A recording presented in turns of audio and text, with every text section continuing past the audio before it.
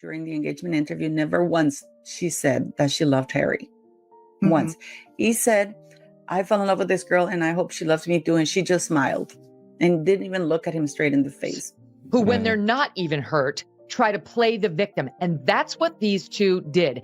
In all the cities in the world, this is the last one they should have done. I certainly don't want my children looking to her for an example of any of that. So yes, I think she's lost what remaining little left-wing... Meghan thought the world had moved on, that the whispers finally faded out. But behind closed doors, someone was still holding real receipts.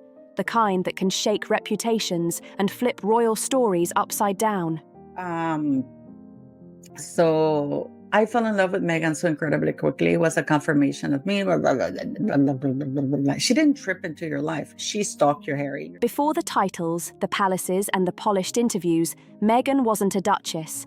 She was a dreamer with bright eyes and a hunger that never took a day off. That's when she met Joe Giuliano, young, handsome, and deeply in love. Joe was the type who believed forever could start in some tiny chapel hidden next to a casino. And if the whispers are true, that's exactly what went down. A quiet wedding.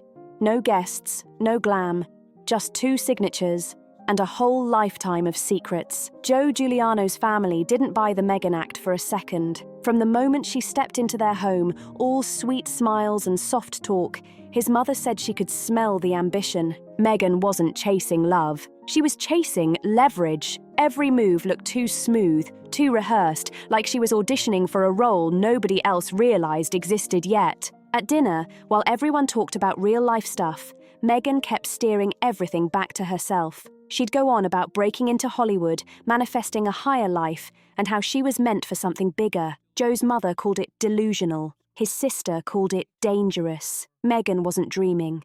She was plotting. Over the past week after I heard that ridiculous speech, and I was thinking, what is Meghan Markle's cause? You know, for Princess Diana, it was the plight of eating disorders, specifically bulimia. It was the plight of AIDS victims who... When she and Joe argued, she never cried, never begged. She'd just stare at him with that calm, cold look, like she'd already booked her next chapter. His dad once told a friend she didn't love Joe.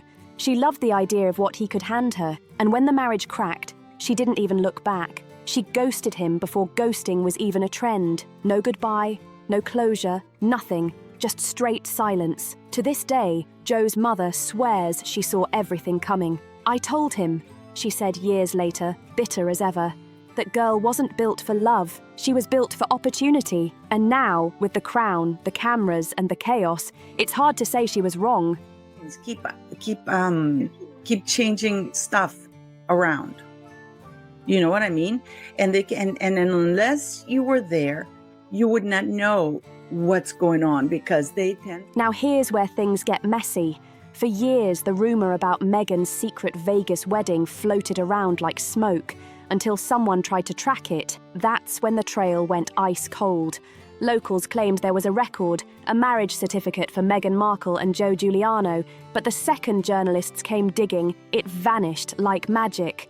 Gone, like it never existed. One Vegas clerk who worked in the records room back then allegedly said, "That file was there, I saw it. Then one day it wasn't, erased just like that. And that's not something you can shrug off." Official records don't disappear unless someone wants them gone. When word reached investigative author Tom Bower, he knew he'd stepped into something dangerous on a royal level. He tracked down old chapel workers, flipped through dusty ledgers, and found witnesses who swore they remembered a young woman. Brown hair, Hollywood smile, nervous energy, getting married in the late 90s. The description fit Meghan way too well. But still, no paper trail, no proof, just whispers and panic. Insiders say the moment Meghan heard Bower was digging, Vegas phones lit up and things got cleaned up fast. Coincidence? Please. In Meghan's world, nothing's random. Everything is curated. And if she really buried that certificate, it wasn't to hide a fling. It was to erase an identity that didn't match the Duchess image she rebuilt from the sparks of her past. The deeper people searched into Meghan's past, the stranger it all became. Somewhere between old-school files, early acting bios, and faded magazine clippings, the math stopped adding up. One document listed her as 21 years old in 1997, but her birth date said she should have been 16. That's not a typo. That's a 5-year hole in her timeline. And once people started comparing her early photos, interviews, and career forms, things got messy fast. Every piece showed a slightly different version of who she was and when she became her, like someone had been quietly editing their own story. People in Hollywood whispered she changed her age to land older roles, or worse, to make a Vegas wedding seem legal. If that's true, it wasn't just a lie, it was planned. Then, out of nowhere, everyone who knew her back then stopped talking. Old friends, neighbours, classmates, all quiet. Calls ignored, messages gone. It felt like a blackout, like someone flipped a switch and erased her entire pre-fame existence. That's when the whole theory flipped. Maybe it wasn't about embarrassment at all. Maybe it was straight-up protection, because if those missing years ever lined up, they might expose something way more explosive than just a teenage marriage, and suddenly people started connecting dots. Then it hit everyone hard. Meghan didn't just rewrite her story. She wiped it clean, year by year, like she was deleting a timeline that never fit the image she wanted the world to see. The version she wanted the world. That thought alone had people buzzing. The age rumour has followed Meghan for years, lingering like smoke that refuses to fade. On paper, she's born in 1981, but once you dig, the numbers start glitching. Old modelling cards, early interviews, school files, nothing lines up. One says 1980, another says 1979, and that old magazine feature calling her 21 when she was supposed to be 16. That wasn't some tiny slip-up, and people noticed. Industry folks whispered that Meghan cut a few years off to stay marketable in Hollywood. A classic fame move, but the story hits darker territory when you realise why she might have needed that lie to stay alive, because if she were older than listed, that Vegas wedding wouldn't have been impulsive. It would have been official, legal, real, and that flips the whole story on its head. Once those age gaps started circling again, her circle allegedly panicked. People were warned, stories got cleaned up, and a few old friends hinted they were told, "Don't discuss anything before 2001. That's not simple PR cleanup. That's a straight-up cover-up. Even those close to her admit she's obsessed with controlling her image. Every headline, every angle, every number has to fit the brand. But when the math keeps breaking, people can't help wondering what she's hiding, because age isn't just a number when your whole identity depends on bending time itself. For years, Giuliano stayed silent, living a normal life, new city, new job, new wife, while Meghan turned her reinvention into royalty. But when the whispers got loud enough, someone close to Joe finally cracked. They said Joe never forgot her, because how can you forget someone who rewrites herself like a whole book and tears out the early chapters? According to that source, Joe once said, she was always chasing something she couldn't name, and he was just a stop on the road. He wasn't angry, just stunned, because Meghan had that magnetic vibe, the kind that made you believe you were part of her destiny until she moved on like it was nothing. When people showed Joe photos of Meghan in silk and tiaras, he laughed softly, like he already knew. She always wanted a crown, he said. She just didn't care where it came from. Those words hit hard, because maybe that was Meghan, not a villain, not a victim, just someone who refused to settle for average.